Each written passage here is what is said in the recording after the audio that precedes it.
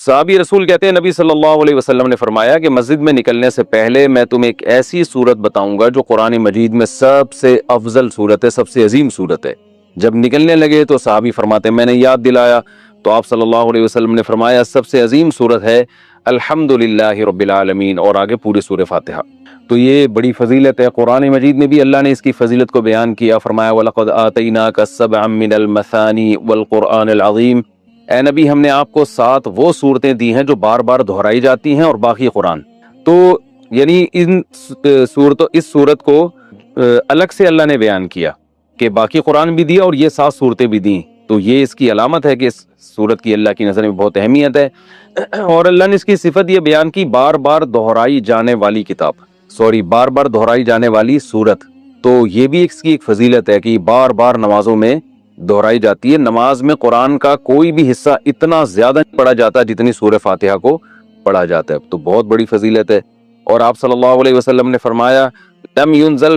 فی التوراۃ ولا فی الانجیل سورۃ مثل سورۃ الفاتحہ ولا اعظم منها، آپ صلی اللہ علیہ وسلم نے فرمایا نہ اللہ نے تورات میں اس سے بہتر سورت نازل کی، نہ انجیل میں، اور نہ باقی قرآن میں اس سے بہتر سورت نازل کی ہے۔ اور ایک اور حدیث میں آتا ہے کہ رسول اللہ صلی اللہ علیہ وسلم نے ارشاد فرمایا کہ اللہ تعالیٰ فرماتے ہیں قسمت الصلاۃ بینی و بین عبدی، اللہ تعالیٰ فرماتے ہیں میں نے اپنے اور بندے کے درمیان نماز کو ڈیوائیڈ کر دیا ہے۔ تو یہاں نماز سے مراد فاتحہ ہے، یعنی اس کی اتنی اہمیت ہے کہ اللہ نے فاتحہ کو نماز سے تعبیر کیا ہے۔ تو فرمایا کہ جب کوئی بندہ نماز میں کھڑا ہو کر کہتا ہے الحمدللہ رب العالمین، تو اللہ تعالیٰ فرماتے ہیں حمیدنی عبدی، میرے بندے نے میری حمد و ثنا کی، یعنی فرشتوں سے فخر سے کہتے ہیں۔ اور جب وہ کہتا ہے کہ الرحمن الرحیم، بڑا مہربان نہایت رحم کرنے والا، تو اللہ فرشتوں سے کہتے ہیں اثنا علی عبدی، میرا بندہ زبان سے میری تعریف کر رہا ہے۔ اور جب وہ کہتا ہے مالک یوم الدین، تو اللہ تعالیٰ فرشتوں سے کہتے ہیں مجدنی عبدی، دیکھو میرا بندہ میری بزرگی بیان کر رہا ہے۔ اور جب انسان، یہ تو وہ ہے جو اللہ یعنی اللہ کا حصہ ہے، یعنی حدیث میں آتا ہے نا میں نے نماز کو اپنے اور بندے کے درمیان ڈیوائیڈ کیا، تو کچھ حصہ میرا ہے اور کچھ بندے کا ہے، تو یہ والا تو میرا ہو گیا، یہ میری تعریفیں کر رہا ہے یہ۔ اور فرمایا کہ جب یہ کہتا ہے ایاک نعبد و ایاک نستعین، اے اللہ ہم تیری عبادت کرتے ہیں، تجھ سے مدد طلب کرتے ہیں، تو اللہ تعالیٰ فرماتے ہیں ھذا بینی و بین عبدی، کہ میرے اور بندے کے درمیان ایگریمنٹ ہے کہ یہ توحید پر قائم رہے گا۔ اور اب اس نے جب ایگریمنٹ کر لیا اور میری تعریفیں بھی کر دی، تو اب ولی عبدی ما سأل، اس کا حصہ کیا ہے کہ اب جو یہ مانگے گا اس کو ملے گا۔ تو اب یہ مانگے گا کیا، اللہ تعالیٰ ہم پہ چھوڑ دیتے، ہم الٹی سیدھی مانگنا شروع کر دیتے، تو اس لیے اللہ نے فرمایا کہ بڑی چیز مانگو خود، کیونکہ اللہ کی رحمت جوش میں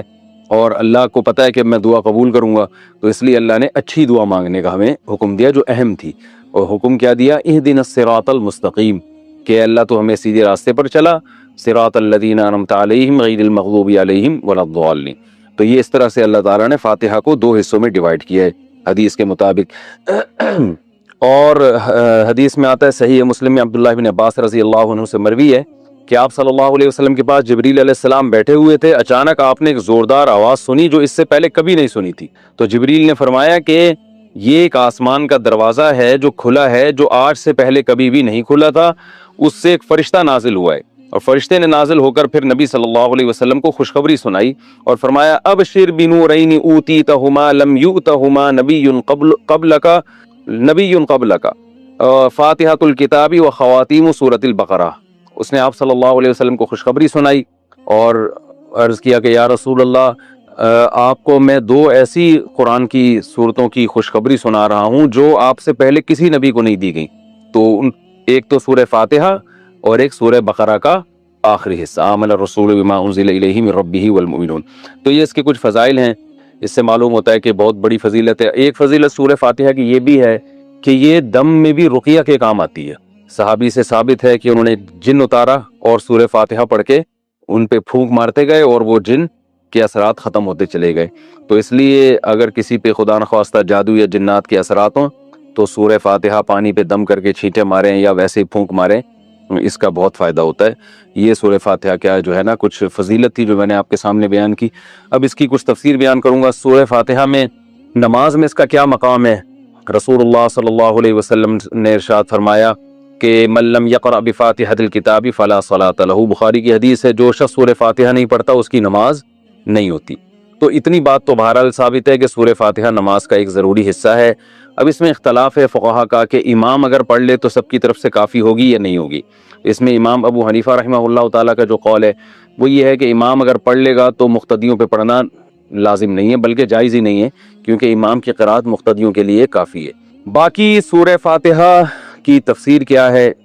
یہ قرآن مجید کی وہ سورت ہے جو سب سے پہلے جس کو رکھا گیا ہے، نازل تو پہلے نہیں ہوئی ہے لیکن رکھا سب سے پہلے گیا اس کو۔ اس کی وجہ یہ ہے کہ ہم جب بھی قرآن کی ابتدا کریں تو سورہ فاتحہ سے کریں۔ فاتحہ کا معنی ویسے بھی کھول دینے والا، کھول دینے والی، تو یہاں سے گویا ابتدا ہو رہی ہے، قرآن کھل رہا ہے یہاں سے۔ تو اس صورت میں اللہ تعالیٰ نے اس کو تمہید بنایا ہے، جیسے ہر کتاب سے پہلے کچھ ایک تمہید ہوتی ہے نا، انٹروڈکشن ہوتا ہے، تو گویا یہ ایک قسم کی تمہید ہے۔ تو اللہ نے اس میں سب سے پہلے اپنا تعارف کروایا کہ الحمد للہ رب العالمین، تمام تعریفیں اللہ کے لیے ہیں جو تمام جہانوں کا پالنے والا۔ یہ جو للہ میں لام ہے نا، اس کو تخصیص والا لام بھی کہتے ہیں۔ گاڑی اردو ہے، سمجھ میں نہ آئے تو کوئی ایسی بات نہیں ہے، یوں سمجھ لیں کہ اسلام کا مطلب ہے تمام تعریفیں صرف اللہ کے لیے ہیں۔ یہ صرف بھی یہاں لگا ہوا ہے، یعنی جتنی بھی تعریفیں ہیں، سخاوت ہے، جود و سخا ہے، بہادری ہے، یہ جو بھی کمالات سمجھے جاتے ہیں، علم والا ہے، رحمت والا ہے، تو تمام تعریفیں حقیقت میں صرف کس میں پائی جاتی ہیں؟ اللہ میں۔ اگر انسانوں میں کوئی تعریف ہے تو اللہ کی دین سے ہے، اللہ کی عطا سے ہے، ورنہ حقیقت میں حقیقی تعریف کا مستحق تو صرف اللہ کی ذات ہے۔ تو اللہ نے اپنا تعارف کروایا رب العالمین، تمام جہانوں کا پالنے والا، اس لیے کہ جب تک آپ کے سامنے کتاب کے مؤلف کا انٹروڈکشن نہیں ہوگا آپ کتاب کو ویلیو نہیں دو گے۔ الحمدللہ رب العالمین، العالمین عالم کی جمع ہے، عالم کہتے ہیں جہان کو، بہت سارے جہان ہیں۔ اب اس میں علماء کی مختلف آراء ہے، بھئی جہان اس اعتبار سے بھی ہیں کہ زمین ایک الگ دنیا ہے، آسمانوں کی ایک الگ دنیا ہے، پھر آسمان 7 ہیں، ہر 7 آسمان کی ایک الگ دنیا ہے، تو اس لحاظ سے اللہ نے بہت سارے جہان بتائے۔ اور بعض علماء کہتے ہیں اس لحاظ سے بہت سارے جہان ہیں کہ ایک جہان یہ دنیا کا ہے، ایک قبر کا ہوگا اور ایک آخرت کا ہوگا۔ یہ بھی تو الگ الگ جہان ہے نا، ہم تو شفٹ ہوتے ہیں، ہماری روح یہاں سے مادی زندگی سے برزخ میں جائے گی، برزخ سے پھر آگے دوبارہ حشر میں، پھر جنت ہے یا جہنم ہے، تو یہ سارے مختلف جہاں ہیں۔ اور بعض علماء کہتے ہیں اس لحاظ سے یہ مختلف جہاں ہیں کہ جیسے ایک مادی زندگی ہے نا انسانوں کی ہے، ایک فرشتوں کی بھی زندگی ہے، ان کی بھی ایک الگ دنیا ہے، جنات کی بھی ایک الگ دنیا ہے۔ تو جنات کیوں ٹریس نہیں ہوتے، کیوں نظر نہیں آتے؟ اس لیے کہ وہ مادی چیز نہیں ہے، وہ ایک الگ ہی مخلوق ہے جو ہم اس کو دیکھ نہیں سکتے، آگ سے بنی ہوئی مخلوق ہے، اور یہ جو فرشتے ہیں یہ روشنی سے بنی ہوئی مخلوق ہے، تو یہ بالکل ایک الگ جہاں ہے۔ تو اس لیے انسان کی جو ریسرچ ہے نا، جو